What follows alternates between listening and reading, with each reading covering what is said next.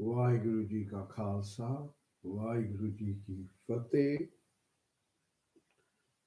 To all those who have taken the time out to join us in this Sangat, this is collective communion, conscious space in which we have befriended ourselves and we are befriended by the greater self itself, Sangat.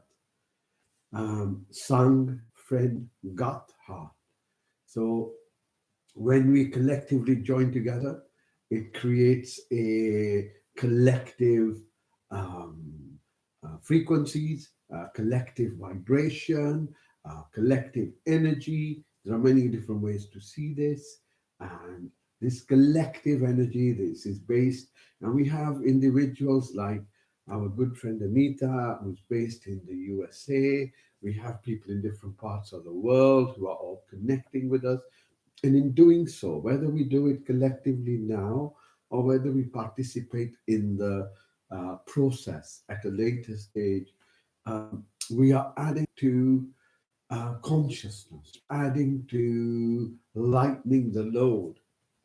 So, first, I want to thank all these individuals who take the time out to join us, to speak, to communicate with us, and in particular, take the effort out in pulling something towards the center of ourselves to show their appreciation. So I really, really am touched that people take the time out, and especially what I received yesterday from Sonia and Chef in London. It really touched my heart very much. So thank you for your ongoing support. So, okay, let's move into our theme of the change that we are. And we're going through the process of realization. So it's a fantastic day. You know, you wouldn't think on such a lovely spring day that humanity was under attack. You wouldn't think that humanity is engaged in a battle in which it can either retain its freedom and sovereignty or it is domesticated. Hey, Mariana, Bridge, so good to see everyone. Um, so humanity is now under threat. And if we can't see that, then really we have no critical thinking. And we bought the illusion.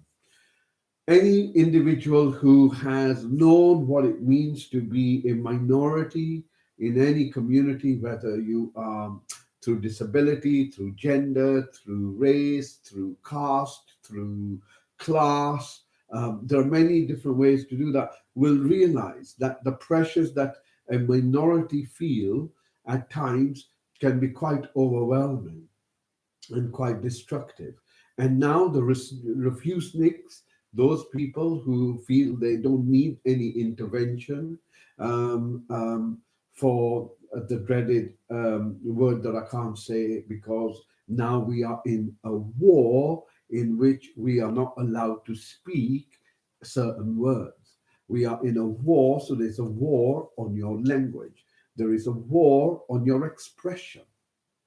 There is a war on your expression. Just allow that to sink in a little bit. That we are now in a social reform, behavior, manipulation, um, um, uh, but of creating a pathology. In fact, creating a disease where there wasn't one, creating an illness where there wasn't one. So now we have, if we just consider where the kind of psychological space has shifted from where it was a year ago, in which it was kind of consumed with fear, it was consumed with panic, and that fear over time started to become anger, started to become frustration. And now, when we have had a year or so of this intense stress, I would call, then we have really pathologized a whole society with post-traumatic stress disorder. Those are ones who have been at a kind of a global level being pressurized. Then there are those who have rushed into and taken the interventions. Either those interventions are based on the fear of dying, or the fear of being infected, or at the carrot, the incentive that if you do this, you will be protected, or they have taken it because they've been lured by the idea that you will be able to travel. And now we are seeing that actually none of those promises hold out. And if we still feel that we are part and parcel of this, everyone's looking after the system, the establishment is actually in your interest, then we're not looking hard enough. Yeah. And of course, this war also means that there are certain ideas that can't be expressed. Not just that you can't express who you are, what you think, but there are certain things ideas that can't be expressed. You also know that there is a war on your thinking and on your expression through the censorship.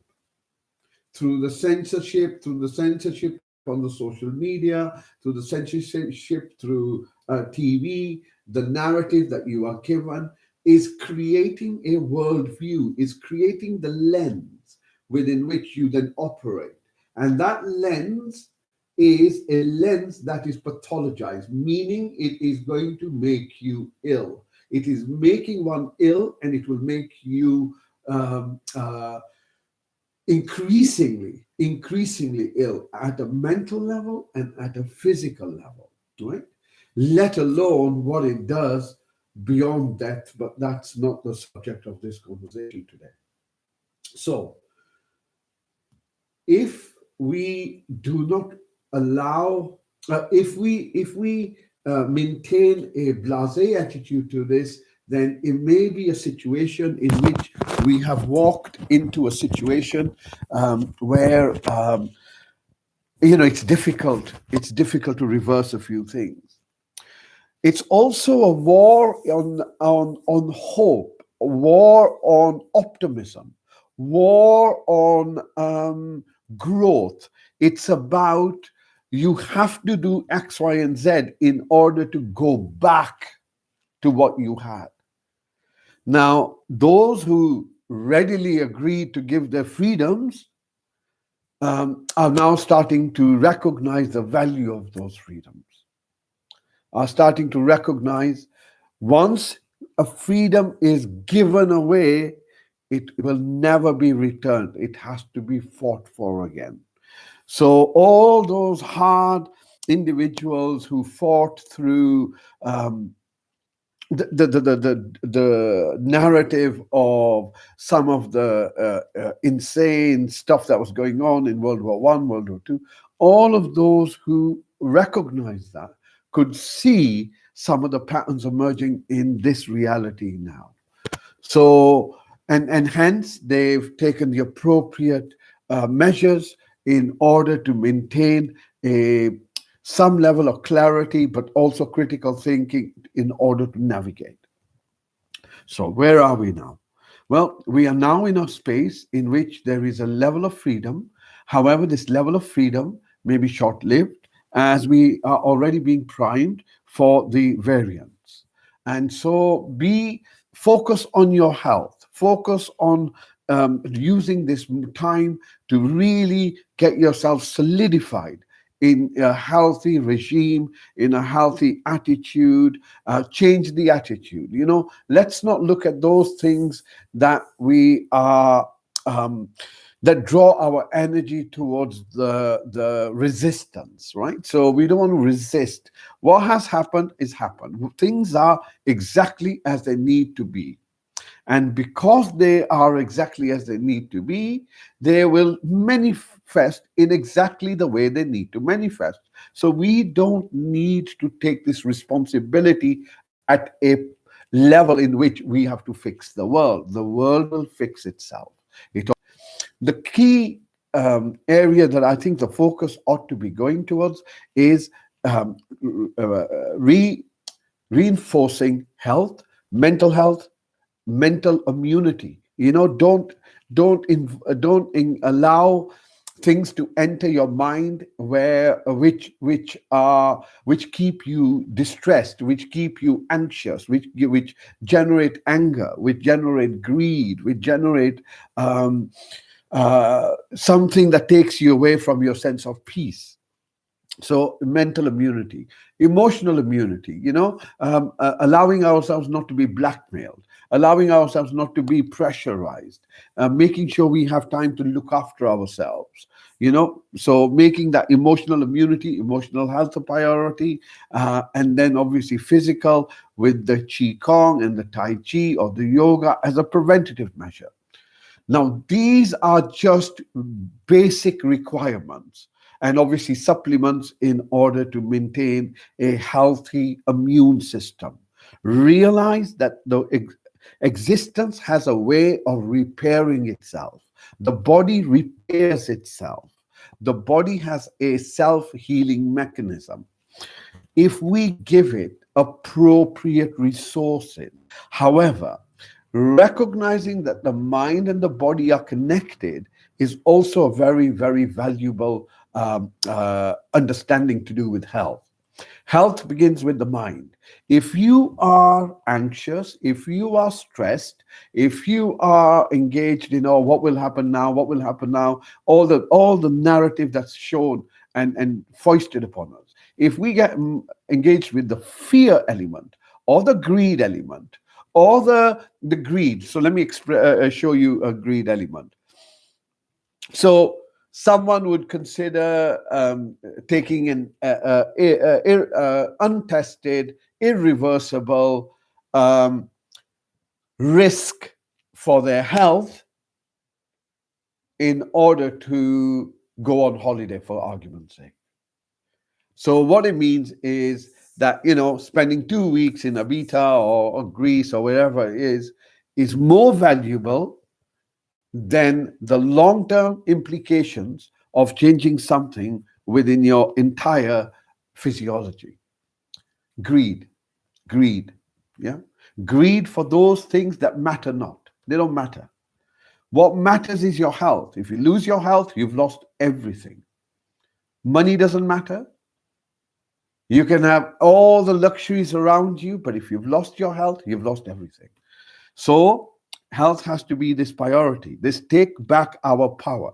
So the war that humanity is under at the moment is a war on the immune system too.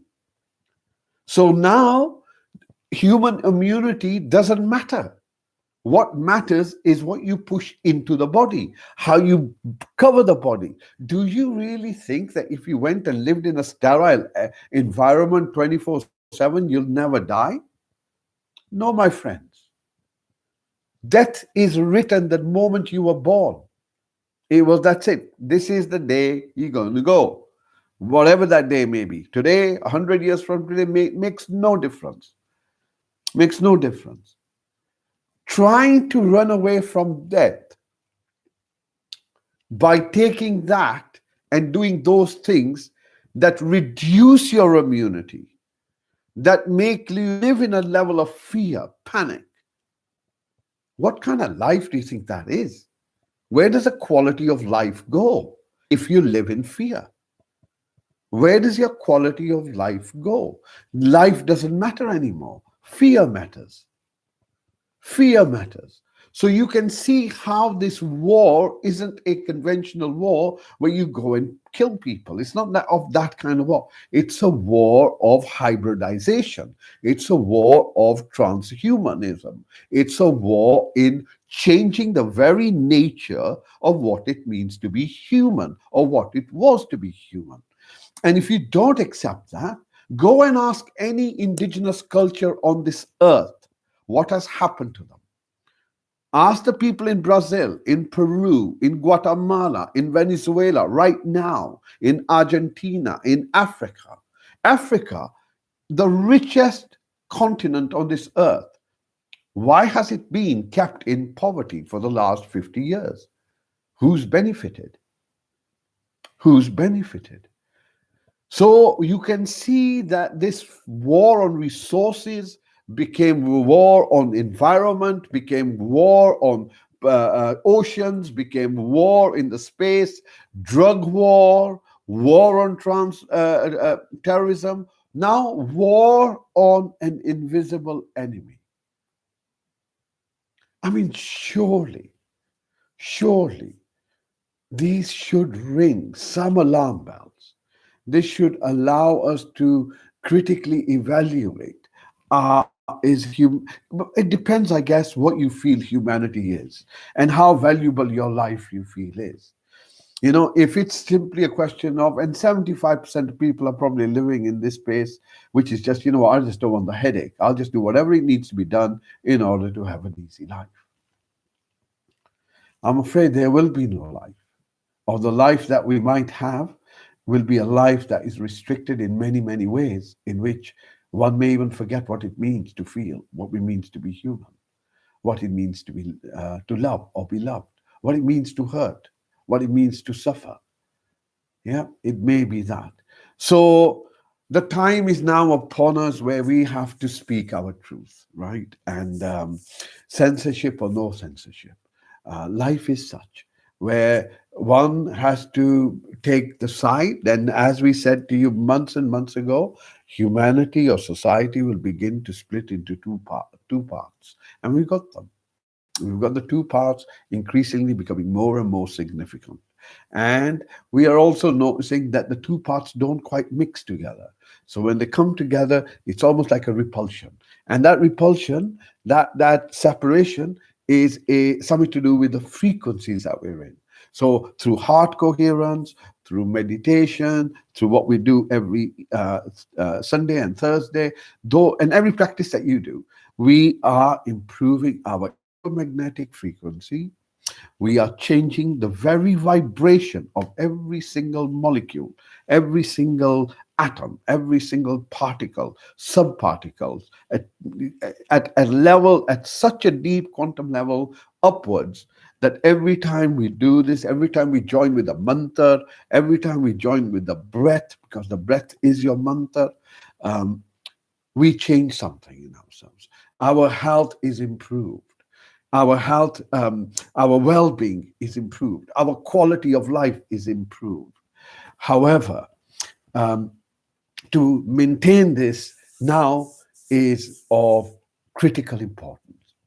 The second thing I want to bring you to on this thing of change. So I've just consolidated what I feel is the important part as we move into the summer.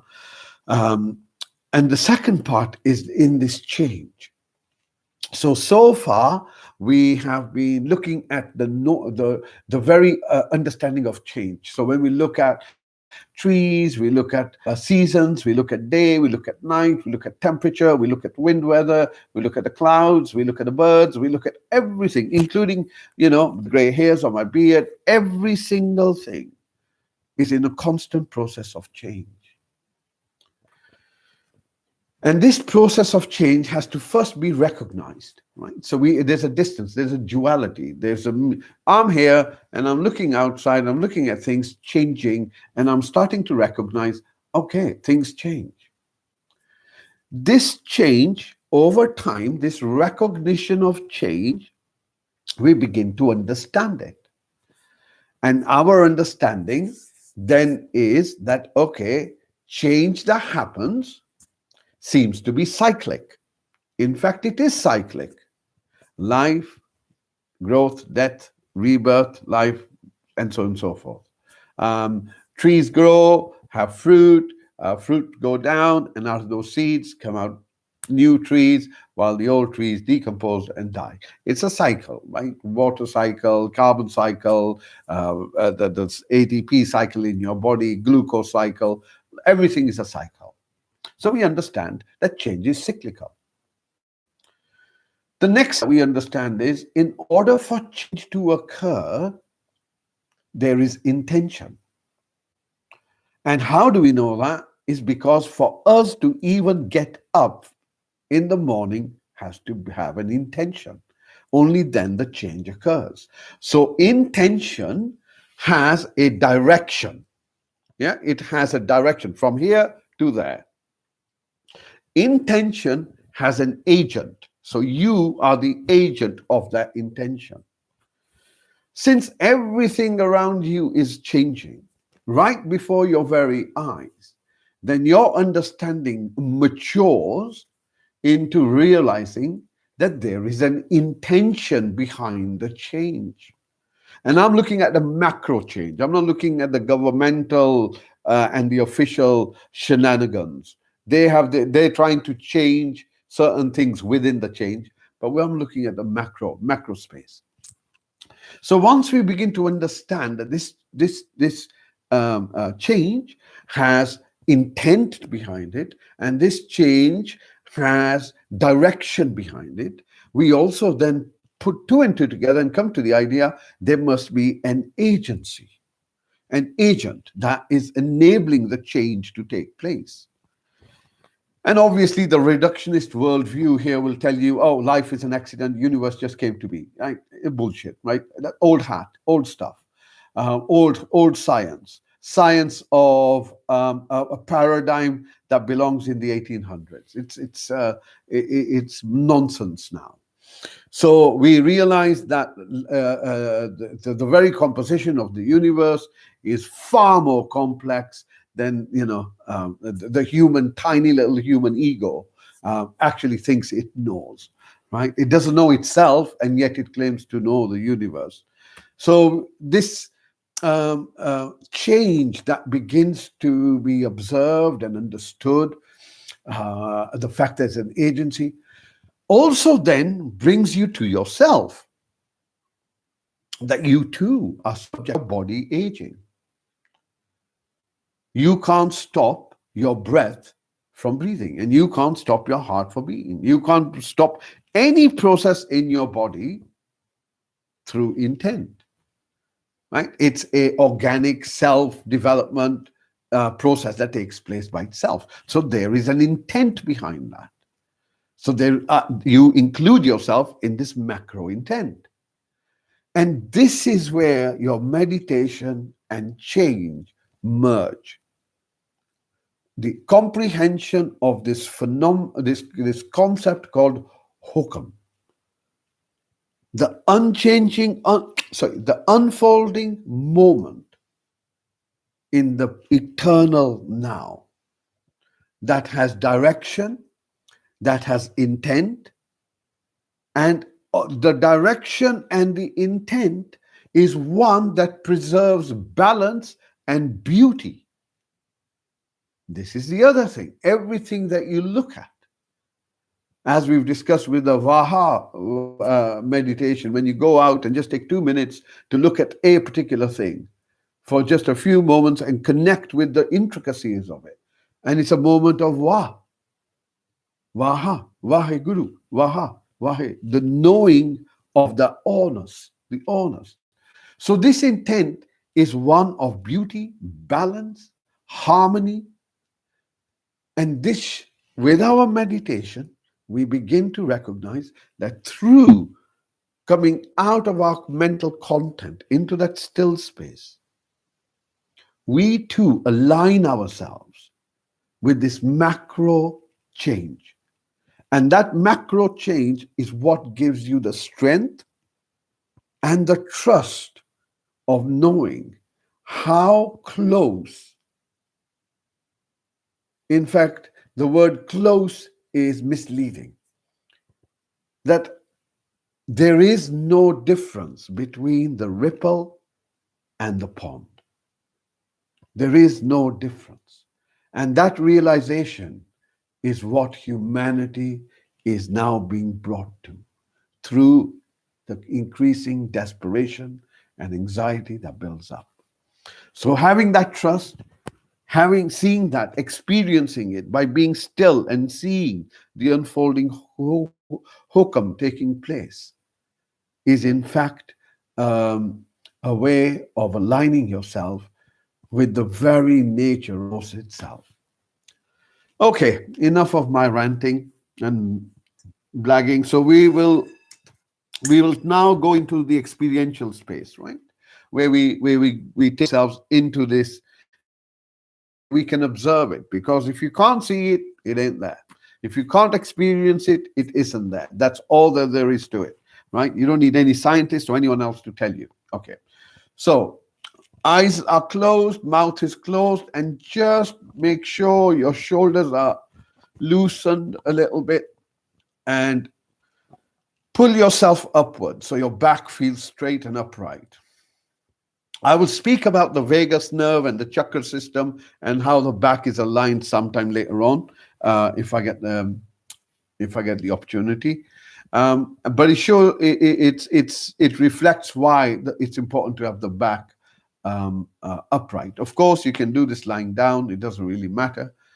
But for our purposes today, back is straight. And if you bring your focus to your shoulders, and you can pull them back a little bit, make sure they're not hunched. So one good way is to hunch them and then let them drop.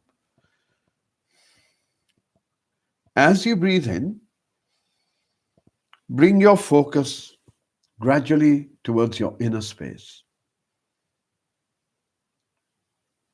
Begin to recognize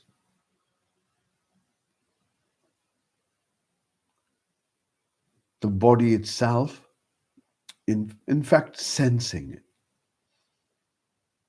sensing your internal climate.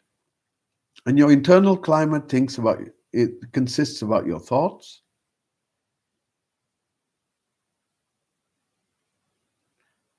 your internal climate is about your sensations. So just take a moment to notice any sensations in your body.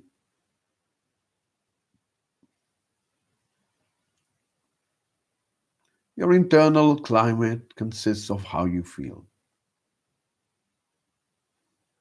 So just bringing your focus towards your chest.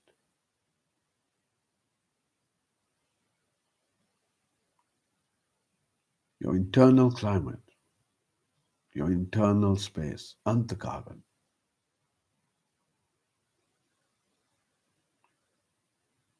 And now we start bringing our focus by using our intent to bring our focus first to the point at which our body makes contact with whatever we're sitting on.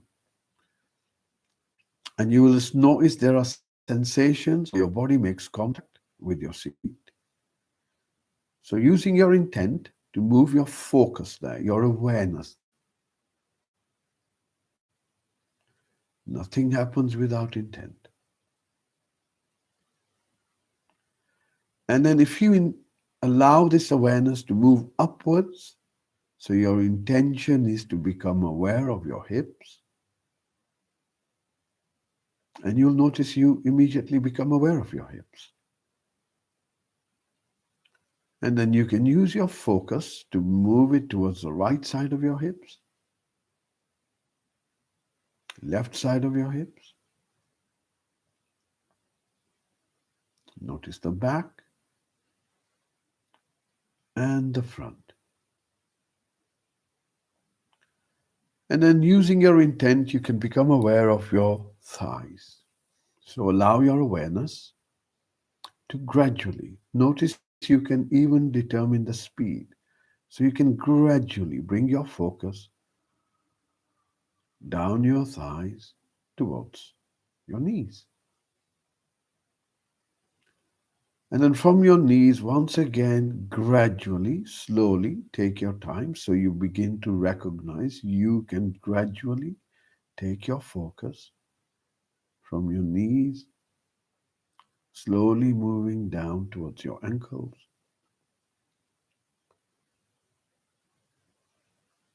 And then you can suddenly become aware of the soles of your feet.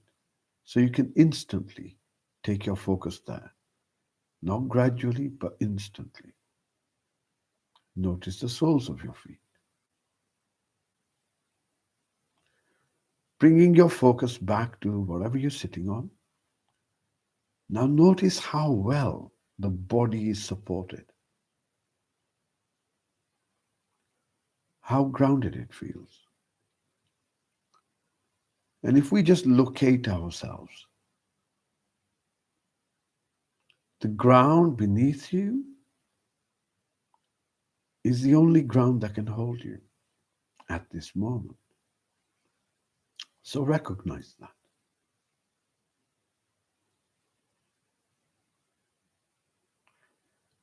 And the air and the space that surrounds you, the environment that you are in, is the only environment you can be in this moment. Recognize that. Just becoming aware of the environment itself around you.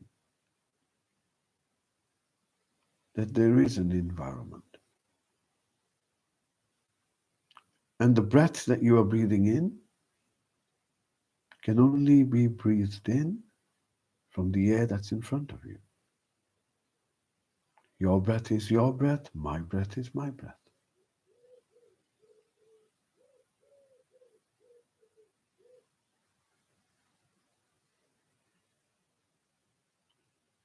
And the sky above you is the only place that you can be beneath.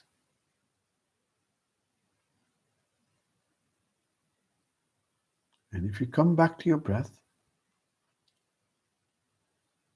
you will notice as the breath comes in, as the breath goes out, just as the breath takes one breath to another, so does this moment simply move from one moment to the next seamlessly. Seamlessly. In fact, there's no such thing as a moment, yet there is a moment. It's a happening. It's not fixed. And this moment connects you to the moment that's just passed and all the moments that ever have been. And this moment connects you to the next moment and to all the moments that ever will be. Allow yourself to recognize how embedded you are in the moment of now.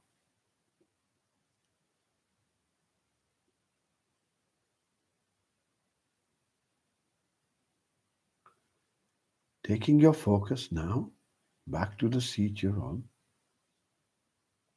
As you breathe in, notice your lower back.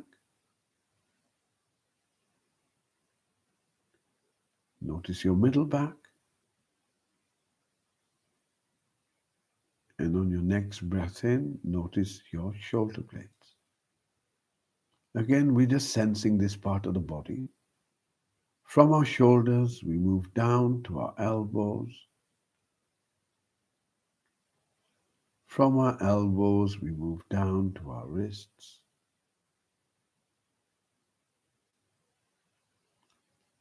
Notice the palms of your hands. Notice the fingers on your hands. Bringing your focus to your eyes, notice the darkness. Bringing your focus to your mouth, notice the sensations within your mouth.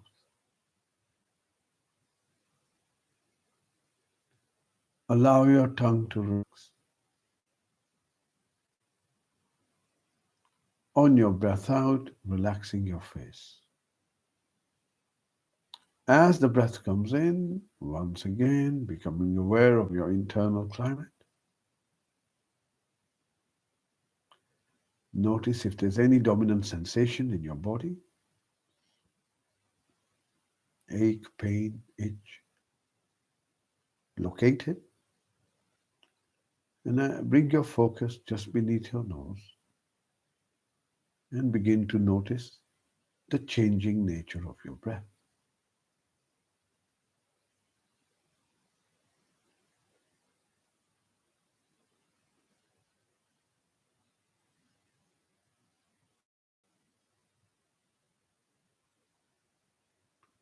Notice how the in-breath begins to change the moment it starts until it finishes, and then the out-breath begins until it finishes.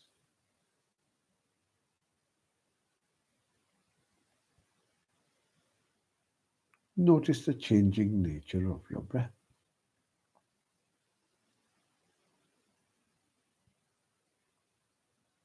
As your breath is changing moment by moment, so is every single cell in our bodies. Stay with your breath.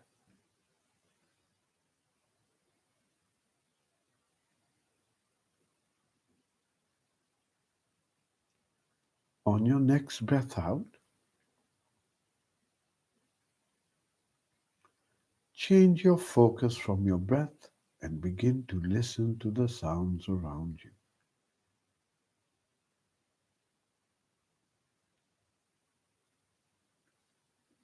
And as you listen to the sounds, notice that even the sounds around you are changing.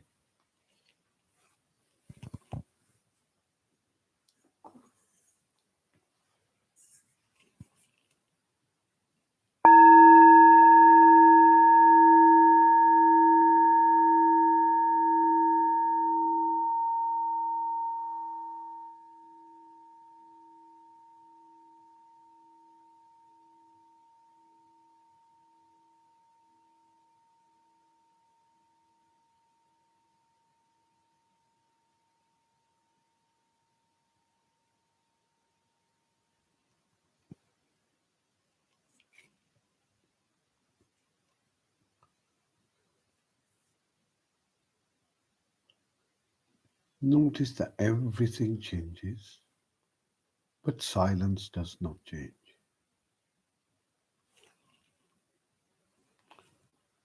The sound changes, but the silence remains.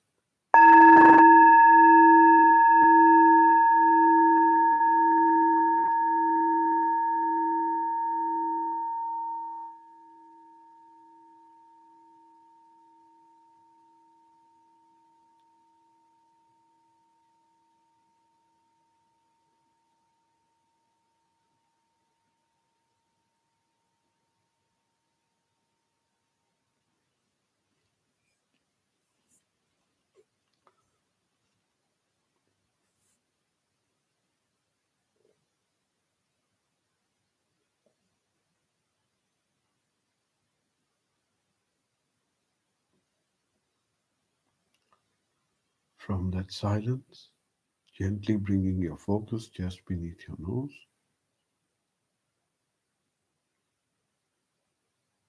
begin to observe the changing nature of your breath again.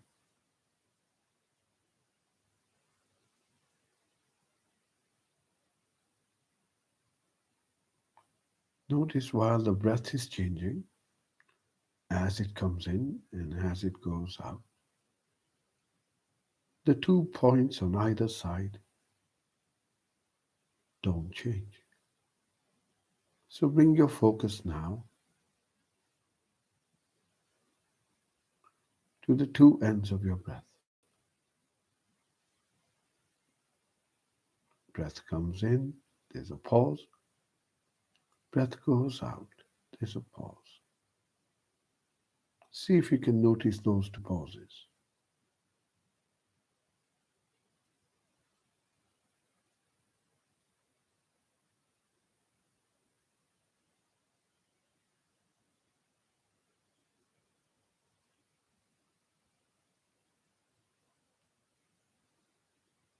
Allow the breath to breathe by itself.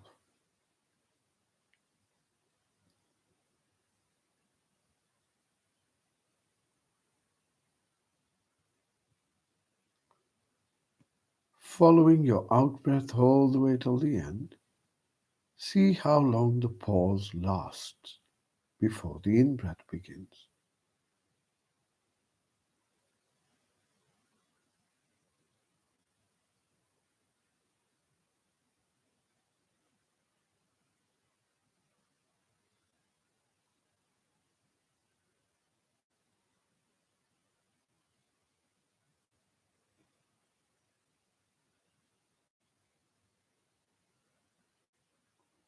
Stay with your breath, following your out breath all the way till the end. Notice how long that pause, that stillness remains. That moment of no change.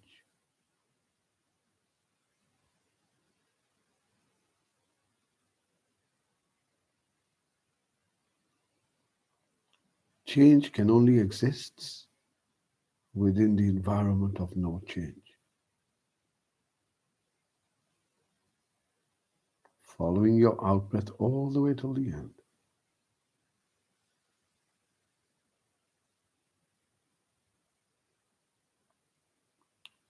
Now notice the quality of the change, bringing your focus to the speed of your breath. Does the change happen quickly, or is it a slow change? Does your breath feel fast, or does it feel slow?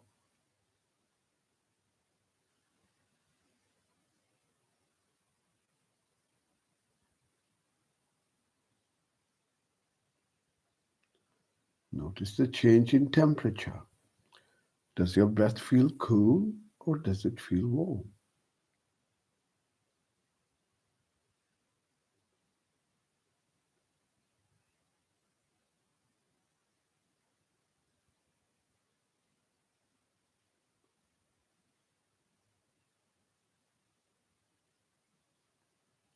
And now bring the focus to the sound of your breath, the changing sound of your breath as the breath comes in and as the breath goes out,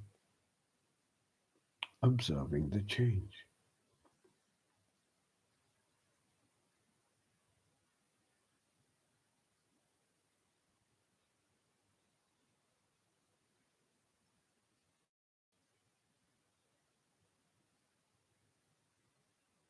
Focus on the change.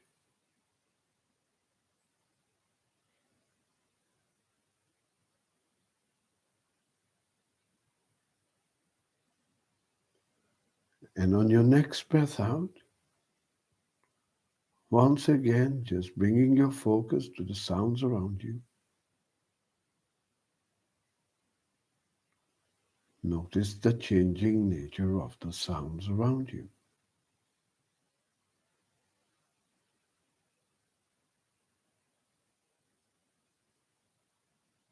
The noise around you.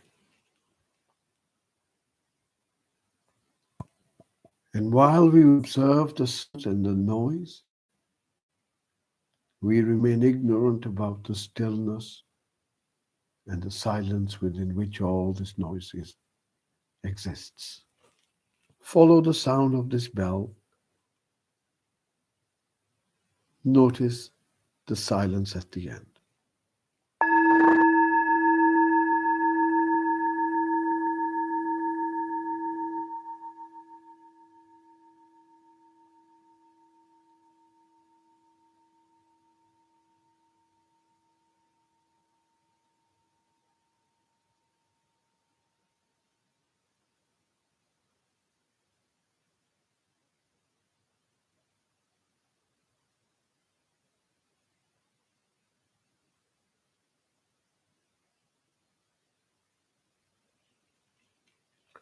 Notice the stillness at the end of this bell.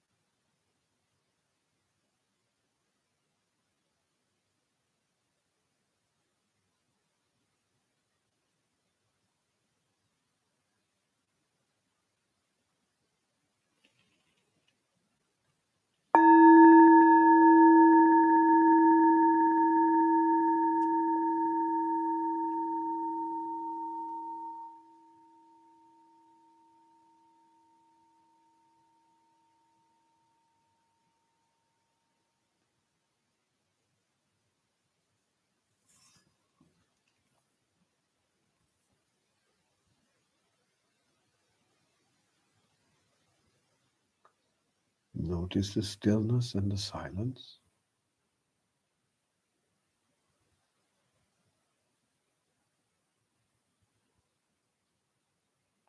This stillness and silence contains all the change that exists.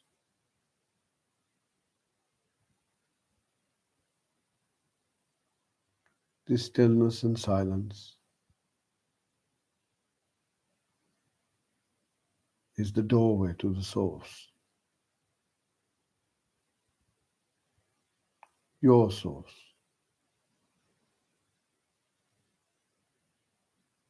This stillness and silence allows you to know your heart, to know yourself, the self beyond fear or hate, self that is timeless and eternal,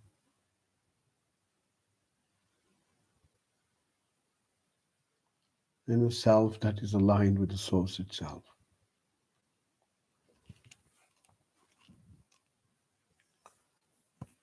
Allow yourself to merge with the silence at the end.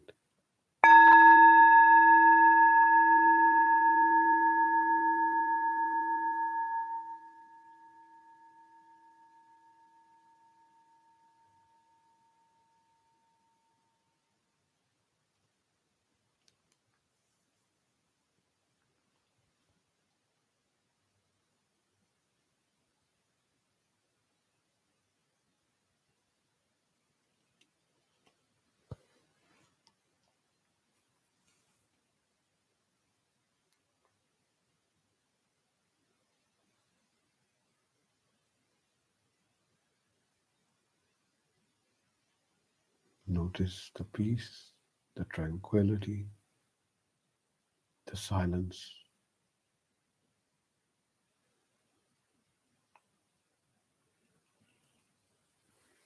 Gently bringing your focus back to your breath and just sitting with your breath, sitting with the changing nature of this moment, knowing the unchanging self itself, the observer, the awareness, simply watching the changing breath.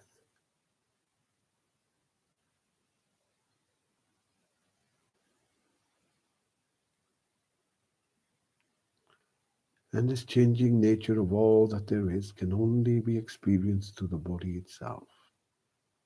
So as you breathe out, expand your awareness, becoming aware of this remarkable gift called the body.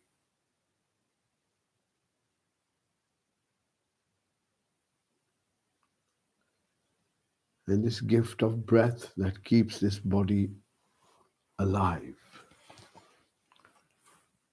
The gift of food that keeps this body alive. The gift of water. The gift of air. And the gift of fire.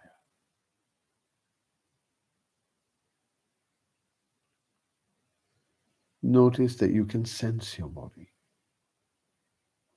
Your body has a form.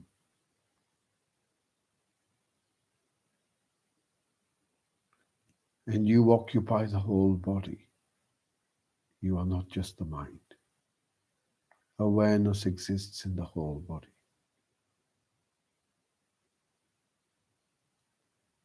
Notice you're still sitting in the same place. Notice the stillness of your body. Bringing your focus to your hips. Gently moving to your thighs. Gently moving down towards your ankles. And then becoming aware of your feet and your toes. Notice how straight the back feels, how relaxed. Notice that the arms, shoulders, and hands are relaxed and comfortable. Eyes are still closed, mouth is still closed, and the face is relaxed. Bringing your focus back to your breath. As the breath comes in, you can sense your body. As the breath goes out, you can sense your body.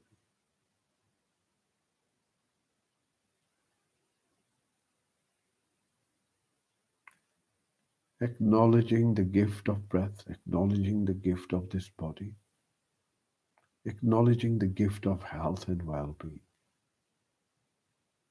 knowing that you are your own strength. And in the silence, all answers are revealed. In silence, we know the strength that we are. And in silence, we are in communion.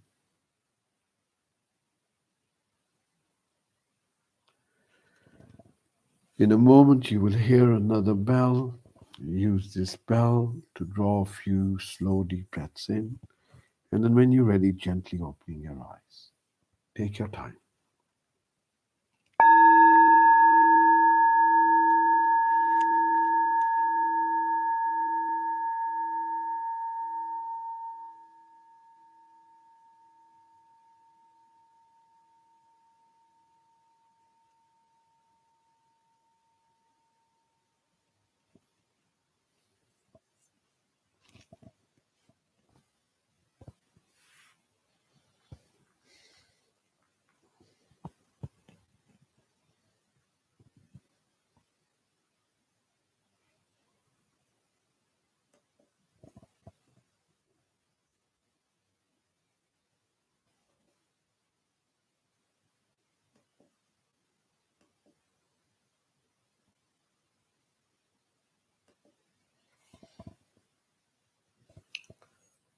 Thank you.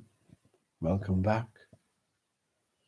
Hope you're feeling still silent, like a lotus with its feet in the ground, head above the water, while the change takes place all around you.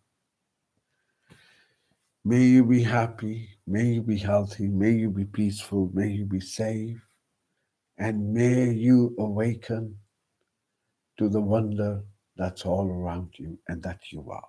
Waheguru Ji Ka Khalsa, Waheguru Ji Ki Fateh.